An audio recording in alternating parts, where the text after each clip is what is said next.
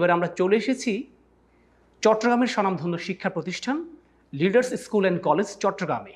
আজকে আমরা কথা বলবো এই স্কুলের উদ্ভাবিত শিক্ষা মডেল, দেশের শিক্ষা ব্যবস্থা এবং আগামীর বাংলাদেশ নিয়ে এখানকার শিক্ষক মণ্ডলীর যে ভাবনা সেটিও আমরা তুলে ধরবো। এবার আমরা চলে যাচ্ছি, আমাদের পরবর্তী আলোচক আছেন এই শিক্ষা প্রতিষ্ঠানের প্রভাষক তথ্য যোগাযোগ প্রযুক্তি ইশতিয়াকুদ্দিন মোহাম্মদ তাওসিফ।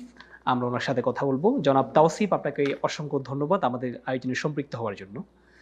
শুরুতেই আপনার কাছে যেটি জানতে চাই, আপনাদের যে শিক্ষা মডেল সেটির সাথে এই তথ্য প্রযুক্তিকে আপনারা কিভাবে মিশিয়েছেন বা কিভাবে আপনারা কাজ করছেন?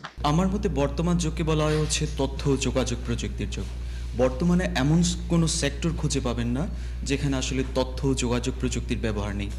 অফিস আদালত থেকে শুরু করে প্রত্যেকটা দৈনন্দিন জীবনের প্রত্যেকটা সেক্টরেই আপনি তথ্য যোগাযোগ প্রযুক্তির ব্যবহার দেখতে পাবেন। তো একবিংশ শতাব্দীর চ্যালেঞ্জ মোকাবেলায় আমরা যদি বাচ্চাদেরকে ছোটোবেলা থেকেই প্রযুক্তির সাথে খাপ খাওয়ার জ্ঞান শিখিয়ে দিতে পারি, প্রবলেম সলভিং মাইন্ডসেট গড়ে তুলতে পারি, তবে আমাদের বাচ্চারা ভবিষ্যতের দক্ষ এবং সুনাগরিক হিসেবে এবং নৈতিকতা সম্পন্ন ভালো মানুষ হিসেবে গড়ে উঠবে বলে আমি বিশ্বাস করি। দারুণ বলেছেন। তথ্য প্রযুক্তি আসলে একটি ব্যবহারিক বিষয়। এটি যত না বই সীমাবদ্ধতার থেকে বেশি এটির বাস্তব প্রয়োগটা জরুরি। আপনাদের স্কুলে সেটি আপনারা কিভাবে প্রয়োগ করেন? আসলে আমরা খুব প্রাথমিক স্তর থেকে বাচ্চাদের তথ্য প্রযুক্তির জ্ঞান দেওয়ার চেষ্টা করছি। প্লে থেকে পঞ্চম শ্রেণী পর্যন্ত সরকারি কোনো বই না থাকা সত্ত্বেও আমরা প্লে থেকে পঞ্চম শ্রেণী পর্যন্ত বাচ্চাদের জন্য নিজস্ব প্রকাশনায় 2টি বই তৈরি করেছি। আমরা প্লে থেকে ক্লাস 2 পর্যন্ত শিক্ষার্থীদের কম্পিউটারের মৌলিক বিষয় যেমন কম্পিউটার বিভিন্ন অংশের পরিচয়, কম্পিউটার ব্যবহার এবং MS ওয়ার্ড শেখানোর চেষ্টা করছি। তাছাড়া আমরা ক্লাস 3 থেকে ক্লাস 5-এর বাচ্চাদেরকে Microsoft Word, PowerPoint, Excel, Access এবং স্ক্রেচ প্রোগ্রামিংয়ের মতো বিষয়গুলো শেখানোর চেষ্টা করছি।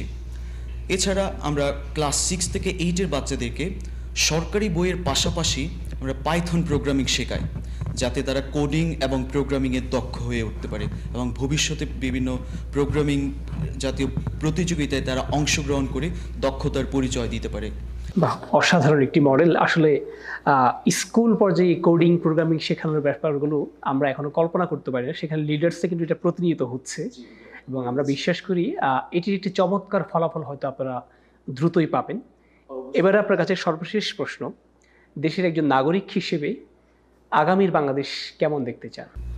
আমি চাই সভ্য এবং ভালো মানুষের বাংলাদেশ, যেখানে প্রত্যেকটা নাগরিক মন থেকে বলতে পারবে আলহামদুলিল্লাহ আমি ভালো আছি। চমৎকার বলেছেন। আপনার প্রত্যাশিত সেই বাংলাদেশ প্রতিষ্ঠিত হোক, সেটা আমরাও চাই। আপনাকে অসংখ্য ধন্যবাদ।